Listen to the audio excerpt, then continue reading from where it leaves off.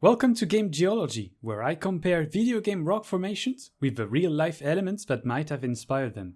I am Pentagram, and let me tell you a bit more about rocks. Today we dive again into the world of Outward, for this game is rich in geological elements. The region of Caldera is littered with old bones and traces left by ancient life forms. These are called fossils. Fossils have fascinated humanity for a very long time and have been at the center of legends and scientific controversies for hundreds if not thousands of years. Some believe the fossils of dinosaurs sparked the legend of dragons, and that preserved mammoth skulls created the legend of Cyclops. We now know that they are naturally formed stone replicas of ancient living organisms who lived millions of years ago.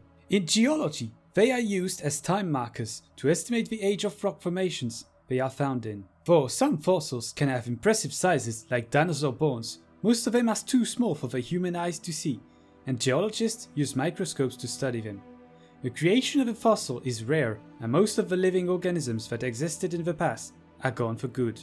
These incredible relics of the past are merely a sample of what life used to be. To sum up quickly the fossilization process, when an organism dies and lands in a soil where it is preserved from decay, there is a possibility that the organic matter might slowly be replaced by minerals and form a fossil. So a fossil is most of the time a stone-casted version of the original organism. This process is very long and can take thousands if not millions of years. Traces of activity of ancient organisms like preserved footprints are also considered fossils. In Outward, the most impressive fossils are those of Ammonoïds. These creatures that look like the sea version of snails because of their shells are closely related to actual octopuses. In the real world, these organisms could reach impressive sizes, and so the enormous fossilized shells we can see in the game are not far from real-life versions when it comes to size. Some similar organisms still live today, though they are far smaller and less diverse. Meet the Nautilus. In Outward, you can see gigantic non-fossilized shells on the beaches of Chersonese, the first region of the game, which indicates that these creatures did not went extinct in the game and are still around in game time. Well, that would not be surprising in a world featuring literal dinosaurs and giant shrimps. Now to my main concern when it comes to realism. Caldera is a highly volcanic region, and it is known for the fact that fossils are way rarer in magmatic rocks. Around 2% of the found fossils were actually found in these kind of rocks. So I have an hypothesis when it comes to the formation of the Caldera region. Ammonoids are sea creatures, and I think the region was at first covered in sea, then the ocean dried up. Oceans in the real world have often changed, and it is not uncommon to find fossils of sea animals on land today.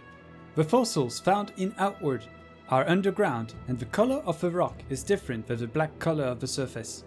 This indicates that the three brother volcanoes are relatively recent and came after the ocean dried up, covering the non-volcanic ground in ashes and lava. But this is only an hypothesis. Let's end this second episode on my personal rating of Outward's fossils. Fossils are relatively common in video games, the most famous example with the large variety of fossil-inspired Pokémons. In the Diamond and Pearl version, they could be excavated and brought back to life.